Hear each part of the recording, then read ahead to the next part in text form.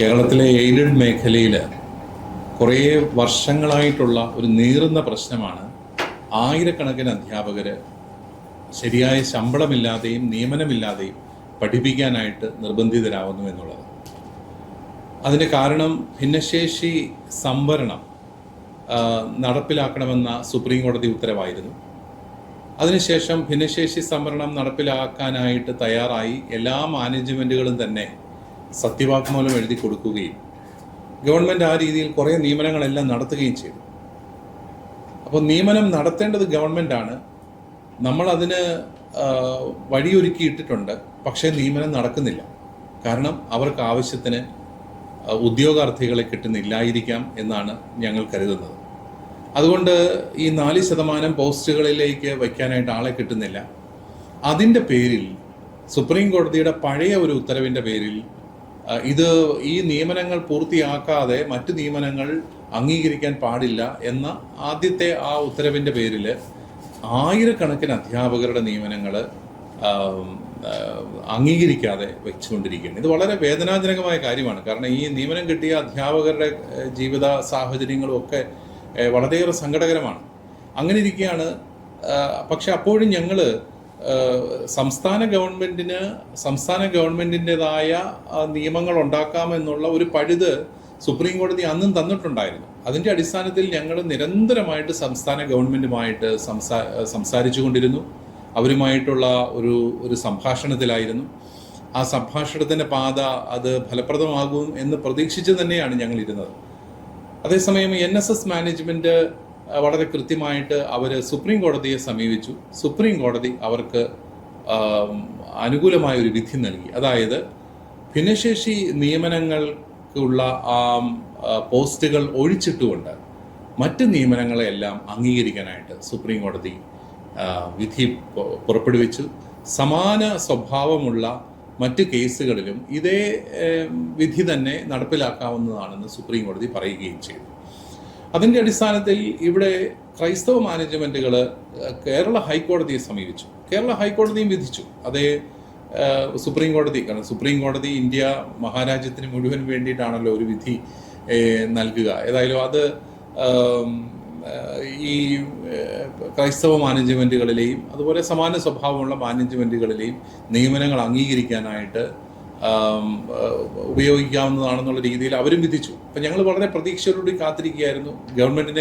ഗവൺമെൻറ്റിന് 4 മാസത്തെ സമയം കൊടുത്തു. 4 മാസത്തെ സമയം തീരുന്നതിന് 2 ദിവസമോ 3 ദിവസമോ മുമ്പാണ് ഇത് അംഗീകരിക്കുന്നില്ല, സുപ്രീം കോടതി വിധി NSSന് മാത്രം ബാധകമാണെന്നുള്ള രീതിയിൽ ഗവൺമെൻറ് നിലപാടെടുക്കുന്നത്. അത് വളരെയേറെ വേദനാജനകമാണ്. കാരണം അവർക്കറിയാം, അവരോട് ശരിയായ രീതിയിൽ ഞങ്ങൾ പല കാര്യങ്ങളും പറഞ്ഞിട്ടുള്ളതാണ്. അവർക്ക് സത്യവാങ്മൂലം എഴുതി കൊടുത്തിട്ടുള്ളതാണ്. അതായത് ഭിന്നശേഷി നിയമനങ്ങൾ മാറ്റിവെച്ചുകൊണ്ട് മറ്റ് നിയമനങ്ങൾ സ്ഥിരീകരിക്കാനായിട്ടുള്ള നടപടി ഉണ്ടാവണം. അപ്പോൾ ഭിന്നശേഷിക്കാർക്ക് വേണ്ടിയിട്ടുള്ള അത്രയും പോസ്റ്റുകൾ ഒഴിച്ചിട്ടിട്ടുണ്ട് എന്ന സത്യവാങ്മൂലം ഞങ്ങൾ സംസ്ഥാന ഗവൺമെൻറ്റിന് നൽകിയിട്ടുള്ളതാണ്, സുപ്രീം കോടതിയിൽ നൽകിയിട്ടുള്ളതാണ്. അപ്പോൾ ഇതൊന്നും ഞങ്ങൾ നൽകിയിട്ടില്ല എന്നുള്ള രീതിയിൽ ഇന്നലെ നമ്മുടെ ബഹുമാന്യനായ മന്ത്രി, വിദ്യാഭ്യാസ മന്ത്രി പത്രസമ്മേളനം വിളിച്ച് പ്രതികരിക്കുകയുണ്ടായി. അത് സങ്കടകരമാണ്. കാരണം വസ്തുതാ വിരുദ്ധമാണത്. കാരണം ഞങ്ങൾ അദ്ദേഹത്തിനോട് തന്നെ നേരിട്ട് പല പ്രാവശ്യം പല സമിതികളിൽ ഈ ഒരു കാര്യം പറഞ്ഞിട്ടുള്ളതാണ്. പക്ഷേ എന്തുകൊണ്ടാണ് അദ്ദേഹം അങ്ങനെ പറഞ്ഞതെന്ന് എനിക്ക് ഇതുവരെയും മനസ്സിലാക്കാനായിട്ട് സാധിച്ചിട്ടില്ല. അത് വളരെ സങ്കടകരമായ ഒരു കാര്യമാണ്. അതിനുശേഷം ഇന്ന് നിയമസഭയിലും അദ്ദേഹത്തിൻ്റെ മറുപടിയിൽ പുതുതായിട്ടൊന്നുമില്ല. അദ്ദേഹം ഇതുവരെയുള്ള നിയമനങ്ങളുടെ കണക്കെല്ലാം കൊടുക്കുന്നുണ്ട്. പക്ഷേ ഭിന്നശേഷിക്കാരുടെ നിയമനത്തിൻ്റെ പേരിൽ നിയമനം തടസ്സപ്പെട്ട് നിൽക്കുന്നവരുടെ കണക്ക് അദ്ദേഹം അവതരിപ്പിക്കാനായിട്ട് തയ്യാറായില്ല. അതും കൂടെ അവതരിപ്പിച്ചാൽ മാത്രമേ ആ കണക്ക് പൂർത്തിയാകുകയുള്ളൂ. അപ്പോൾ ഇവിടെ പ്രധാനപ്പെട്ട ചോദ്യം, ഭിന്നശേഷിക്കാർക്ക് നിയമനത്തിന് ക്രൈസ്തവ മാനേജ്മെൻറ്റുകൾ എതിരാണോ? ആ ഒരു രീതിയിൽ ഇന്നലത്തെ പത്രസമ്മേളനത്തിൽ ചില ധ്വനികളുണ്ടായി എന്നുള്ളതാണ് മനസ്സിലാകുന്നത്. സങ്കടകരമാണ്. കാരണം നിങ്ങൾക്ക് എല്ലാവർക്കും അറിയാം, കേരളത്തിലെ പ്രത്യേക സാഹചര്യത്തിൽ ഭിന്നശേഷിക്കാരുടെ പരിശീലനത്തിന് വേണ്ടി ഏറ്റവും ആദ്യം ഭവനം ആരംഭിച്ചത് ക്രൈസ്തവരാണ്. അതുപോലെ ക്രൈസ്തവ സഭകളുടെ നേതൃത്വത്തിലാണ് ഭിന്നശേഷിക്കാർക്ക് വേണ്ടിയിട്ടുള്ള ധാരാളം സ്കൂളുകൾ ഇവിടെ പ്രവർത്തിക്കുന്നത്. പ്രത്യേകിച്ച് പ്രതിഫലേച്ഛയൊന്നും ഇല്ലാതെ ഒരു വലിയ സേവനം പോലെ ഭിന്നശേഷിക്കാരുടെ ഉന്നമനത്തിന് വേണ്ടി പ്രവർത്തിച്ച ഒരു സമൂഹത്തെ ഈ നിയമനത്തിൻ്റെ പേരിൽ ഈ സമൂഹം ഭിന്നശേഷിക്കാർക്ക് എതിരാണെന്ന് വരുത്തി തീർക്കത്തക്ക രീതിയിലുള്ള ഒരു പ്രസ്താവന ഉത്തരവാദിത്തപ്പെട്ട ഒരാളുടെ പക്കൽ നിന്നുണ്ടായി എന്നുള്ളത് തികച്ചും ഖേദകരമായിട്ടുള്ള ഒരു കാര്യമാണ്. അവിടെ ക്രൈസ്തവ മാനേജ്മെൻറ്റുകളെന്ന് മാത്രമല്ല, ഒരു മാനേജ്മെൻറ്റും തന്നെ ഞാൻ മനസ്സിലാക്കുന്നിടത്തോളം ഭിന്നശേഷി നിയമനത്തിന് തത്വത്തിൽ എതിര് നിന്നിട്ടില്ല. അതാണ് വാസ്തവം. അതിന്നും ആ ഒരു നിലപാടിൽ തന്നെ ഞങ്ങൾ ഉറച്ചു നിൽക്കുന്നു. ഭിന്നശേഷി നിയമനം ഗവൺമെൻറ്റിന് എപ്പോഴും നടത്താവുന്ന രീതിയിൽ അത്രയും സീറ്റുകൾ ഒഴിച്ചിടാൻ ഞങ്ങൾ തയ്യാറാണെന്നും ഒഴിച്ചിട്ടിട്ടുണ്ടെന്നുള്ള കാര്യത്തിൽ ഇന്നും ഞങ്ങൾ ഉറച്ചു നിൽക്കുന്നു. പക്ഷേ അതിൻ്റെ പേരിൽ ആയിരക്കണക്കിന് മറ്റുള്ള അധ്യാപകരുടെ നിയമനത്തെ അംഗീകരിക്കാതിരിക്കുന്നത് അവരോടും അവരുടെ കുടുംബങ്ങളോടും പിന്നെ അവർ പഠിപ്പിക്കുന്ന സ്കൂളുകളോടുമുള്ള ഒരു വലിയ ഒരു തെറ്റാണെന്ന് പറയാനായിട്ട് ആഗ്രഹിക്കുകയാണ്. മറ്റൊന്ന് നമ്മൾ ശ്രദ്ധിക്കേണ്ടത്, എയ്ഡഡ് സ്കൂളുകൾ എന്ന് പറയുന്നത് ആരാണ്? എയ്ഡഡ് സ്കൂളിൽ പഠിക്കുന്ന ആരാണ്? അവിടെ നാനാജാതി മതസ്ഥർ ഈ സർക്കാരിൻ്റെ പൗരന്മാരാണ്, ഈ രാജ്യത്തെ പൗരന്മാരാണ് അവിടെയും പഠിക്കുന്നത്. അവിടെ ശമ്പളമില്ലാതെ പഠിപ്പിക്കേണ്ടി വരുന്ന അധ്യാപകരുടെ പഠിപ്പീരിൻ്റെ ഗുണനിലവാരവും അവരുടെ ആ സ്കൂളിൻ്റെ അവസ്ഥകളും ഒക്കെ നമുക്ക് ചിന്തിക്കാവുന്നതേ ഉള്ളൂ. അപ്പോൾ സ്വന്തം പൗരന്മാർക്ക് രണ്ട് തരത്തിലുള്ള നീതി നടപ്പിലാക്കി കൊടുക്കുക എന്ന് പറയുന്നത് ഒരു സർക്കാരിനെ സംബന്ധിച്ചിടത്തോളം ശരിയായിട്ടുള്ള ഒരു കാര്യമല്ല. ഇതോടൊപ്പം തന്നെ എയ്ഡഡ് സ്കൂളുകളെ കുറിച്ചും വളരെ വ്യാപകമായ ദുഷ്പ്രചരണങ്ങൾ നടക്കുന്നുണ്ടെന്നുള്ളതാണ് വാസ്തവം. എയ്ഡഡ് സ്കൂളുകൾ വലിയ ഔദാര്യം ഗവൺമെൻറ്റിൻ്റെ പക്കൽ നിന്ന് പറ്റുന്നു എന്നുള്ള രീതിയിൽ പറയുമ്പോൾ ശരിയാണ്, അവർ അധ്യാപകരുടെ നിയമനങ്ങൾ അംഗീകരിക്കുകയും അധ്യാപകർക്ക് ശമ്പളം കൊടുക്കുകയും ചെയ്യുന്നുണ്ട്. പക്ഷേ ഈ എയ്ഡഡ് സ്കൂളുകൾ പടുത്തുയർത്തുന്നതും അവിടെയുള്ള സർവമാന സൗകര്യങ്ങൾ ചെയ്തു കൊടുക്കുന്നതുമെല്ലാം മാനേജ്മെൻറ്റുകളാണ്. യഥാർത്ഥത്തിൽ മാനേജ്മെൻറ്റുകളാണ് ഗവൺമെൻറ്റിനെ സഹായിക്കുന്നത്. എയ്ഡഡ് സ്കൂളുകൾ നടത്തി ഗവൺമെൻറ്റിൻ്റെ തന്നെ പൗരന്മാരെ സൗജന്യ വിദ്യാഭ്യാസം കൊടുക്കാനായിട്ട് ഈ പൊതുവിദ്യാഭ്യാസ സംവിധാനത്തെ ഏറ്റവും കൂടുതൽ ഇന്ന് സഹായിക്കുന്നത് എയ്ഡഡ് സ്കൂളുകളാണ്.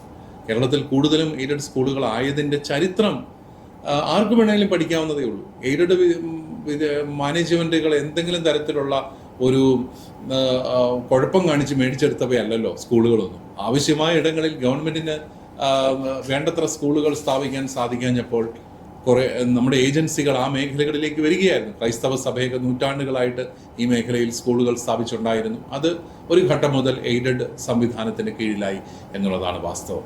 ഏതായാലും ഈ ഒരു വിഷയത്തിൽ ഞങ്ങൾക്കിപ്പോഴും പ്രതീക്ഷയുണ്ട്. ഗവൺമെൻറ് ക്രൈസ്തവ മാനേജ്മെൻറ്റുകളോട് കുറച്ചുകൂടെ അനുഭാവപൂർവ്വം പെരുമാറുമെന്നും വസ്തുതകൾ മനസ്സിലാക്കി തെറ്റിദ്ധരിപ്പിക്കാതെ പൊതുജനത്തെ നിയമസഭയിലും പുറത്തുനിന്നും തെറ്റിദ്ധരിപ്പിക്കാതെ വസ്തുതകൾ മനസ്സിലാക്കി നീതിപൂർണമായ ഒരു തീരുമാനമെടുക്കുമെന്നും ഞങ്ങൾ ഇപ്പോഴും പ്രതീക്ഷിക്കുകയാണ്.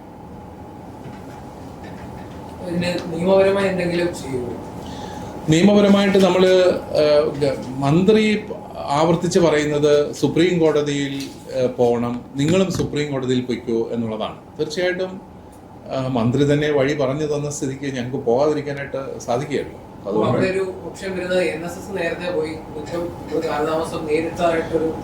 നമ്മൾ കാലതാമസം വരുത്തി എന്ന് പറയുന്നത് ചിലപ്പോൾ കോടതിയിൽ പോയതിൻ്റെ പേരിൽ ചിലപ്പോൾ ഗവൺമെൻറ് നമ്മളോട് ഒരു അത്ര സന്തോഷകരമല്ലാത്ത ഒരു നടപടി സ്വീകരിച്ചിട്ടുമുണ്ട് ചിലപ്പോഴൊക്കെ. ഇപ്പോൾ നിങ്ങൾ കോടതിയിൽ പോയതല്ലേ, എന്നാൽ ഒന്ന് കാണട്ടെ എന്നുള്ള രീതിയിലൊക്കെ ജനാധിപത്യ സർക്കാരാണെങ്കിലും അത്തരത്തിലുള്ള വിചിത്രമായ നിലപാടുകളൊക്കെ ചില സമയത്ത് അവരെടുക്കും.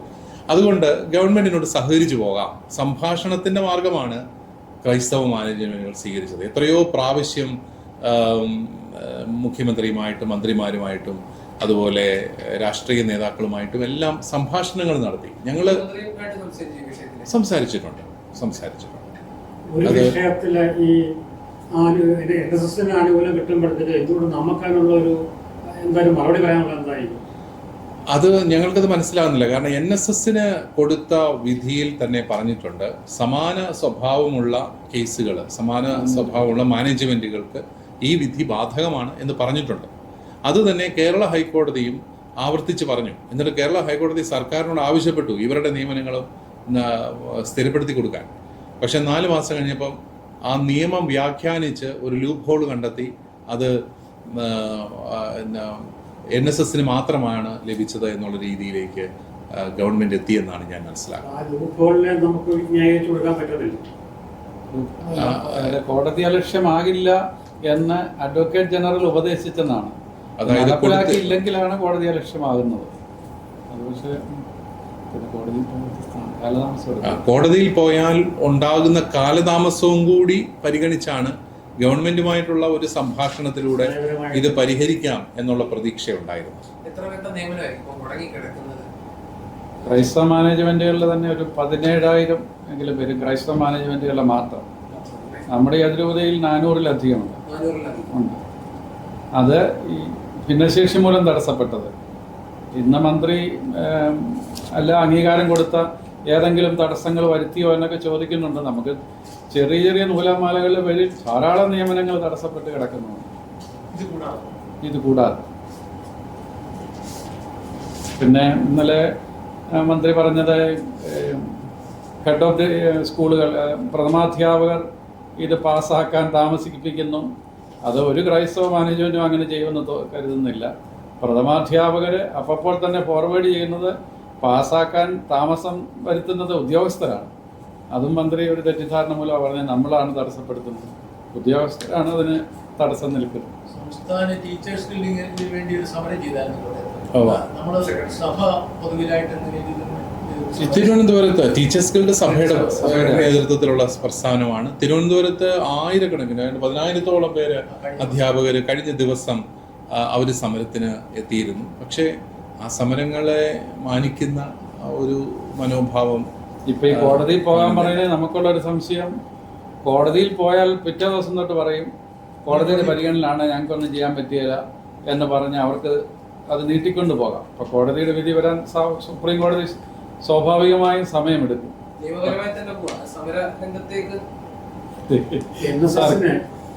ഈ ഒരു കോടതി വിധി കിട്ടാനായിട്ട് സ്വാഭാവികമായിട്ട് എത്ര കാലതാമസം എടുത്തു എന്ന് പറയാൻ പറ്റും? മാസങ്ങളെടുത്തു, 1 വർഷത്തിലധികം എടുത്തു. നല്ല പണച്ചെലവുണ്ടായി. ഇതെല്ലാം ഇപ്പം നമ്മൾ അതുകൊണ്ട് ഒന്ന് വെയിറ്റ് ചെയ്താണ്. പിന്നെ NSSന്റെ വിധിയിൽ സമാന സ്വഭാവമുള്ളതെന്ന് പറയുമ്പോൾ സ്വാഭാവികമായും ഒരു ജനപ്രിയ സർക്കാർ ഉണ്ടെങ്കിൽ അത് നടപ്പാക്കി തരുമല്ലോ. കാരണം സമാന സ്വഭാവമുള്ള എല്ലാ മാനേജ്മെൻറ്റുകൾക്കും ബാധകമാണെന്ന് പറഞ്ഞു. നടപ്പാക്കി തരാതെ വന്നപ്പോൾ നമ്മൾ ഹൈക്കോടതിയിൽ പിന്നെയും പോയി. ഹൈക്കോടതിയും പറഞ്ഞു ഇത് നിങ്ങൾക്കും ബാധകമാണ്. എന്നിട്ട് സർക്കാരിന് മാത്രം അല്ലെ അഡ്വക്കേറ്റ് ജനറലിന് മാത്രം ഇത് മനസ്സിലാകുന്നില്ല, നമുക്കും ബാധകമാണ്. ബാക്കി എല്ലാ പൗരന്മാർക്കും മനസ്സിലായി. അടുത്ത സ്റ്റെപ്പ് എന്തായിരിക്കും? സർക്കാരിൽ വിശ്വാസമല്ലോ. അല്ല, സർക്കാരിൽ ഞങ്ങൾക്ക് ഇപ്പോഴും വിശ്വാസമുണ്ട്. ഇന്ന് വിദ്യാഭ്യാസ മന്ത്രി നിയമസഭയിൽ പറഞ്ഞു സഭയുമായിട്ടും സഭാ നേതാക്കളുമായിട്ടും ഒക്കെ അദ്ദേഹത്തിന് നല്ല ബന്ധമാണെന്ന് പറഞ്ഞു. ഞങ്ങളതിൽ വിശ്വസിക്കുകയാണ്. ആ ബന്ധം തീർച്ചയായിട്ടും അദ്ദേഹം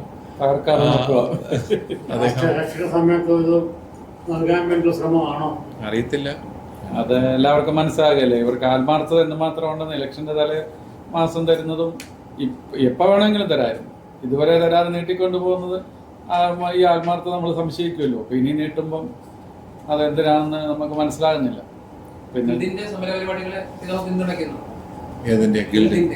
സഭയുടെ തന്നെ. പിന്നെ ഇതിനകത്ത് മന്ത്രി പറയുന്നത് ഈ ഒരു പിന്നെ ക്രൈസ്തവ സമൂഹം അദ്ദേഹത്തിനെതിരാണ്. അങ്ങനൊന്നുമില്ല. അദ്ദേഹം തന്നെയാണ് ക്രൈസ്തവരെ പറ്റി പറയുന്നത്. അദ്ദേഹം തന്നെയാണ് ഇന്ന് നിയമസഭയിലും ക്രൈസ്തവ മെത്രാന്മാരെ പറ്റി പറയുന്നത്. നമ്മൾ എല്ലാ മാനേജ്മെന്റുകളെയും സാമൂഹിക നീതിയുടെ പരിഗണനയെ കൊണ്ടുവരിക എന്ന് മാത്രമാണ്. എല്ലാ മാനേജ്മെന്റുകളും അവർക്ക് തുല്യമായിട്ട് കാണും. ഇതിനകത്ത് വലിയ അസമത്വം എന്ന് പറഞ്ഞാൽ നമ്മളൊരു സർക്കാർ സ്കൂള് നമ്മുടെ ഇവിടെ ഉണ്ടെങ്കിൽ ഒരധ്യാപകനെ വെച്ചാൽ പിറ്റേ മാസം അയാൾക്ക് മുഴുവൻ ശമ്പളവും എല്ലാ ആനുകൂല്യങ്ങളോടെ. തൊട്ടപ്പുറം വരെ NSS സ്കൂളുണ്ടെങ്കിൽ അവിടെയും ഒരു 2 മാസം കഴിയുമ്പോൾ വേറൊരു ക്രിസ്ത്യൻ മാനേജ്മെൻറ്റ് വേറൊരു മാനേജ്മെൻറ്റ് ഉണ്ടെങ്കിൽ മാസങ്ങളായിട്ടില്ല അല്ലെ വർഷങ്ങളായിട്ടില്ല, കിട്ടിയാൽ ഡെയിലി വേജ് എന്ന് പറഞ്ഞാൽ ഏറ്റവും മിനിമം തുകയല്ലേ. നമുക്ക് കുട്ടനാട്ടിൽ വെള്ളപ്പൊക്കമൊക്കെ വന്നപ്പം ജൂൺ മാസത്തിൽ 9 വർക്കിംഗ് ഡേ. 9 വർക്കിംഗ് ഡേ എന്ന് പറഞ്ഞാൽ ഒരു അധ്യാപകൻ്റെ കയ്യിൽ കിട്ടുന്ന ഒരു 10,000 രൂപ ഡെയിലി വേജ് കിട്ടുന്നു. അത് വണ്ടിക്കൂലിയും കഴിഞ്ഞ് അദ്ദേഹത്തിന് ഒരു കുടുംബം എങ്ങനെ നോക്കാൻ പറ്റും? ഭയങ്കര അസമത്വമാണ് ഒരു നടന്നത്. എല്ലാ സഭകളും എല്ലാ മാനേജ്മെന്റുകളും പ്രതിഷേധം അറിയിച്ചിട്ടുണ്ട്. അത് KCBCയുടെ നേതൃത്വത്തിൽ അതിനുള്ള ചെയ്യുന്നുണ്ടാവും ഞാൻ വിചാരിക്കും. കേസിന് പോയിട്ടുണ്ട്. പിന്നെ ഹൈക്കോടതി പോയി നമ്മൾ ഒന്ന് അനുകൂല വിധി സമ്പാദിച്ചു. വീണ്ടും റിറ്റ് കൊടുത്തിട്ടുണ്ട്.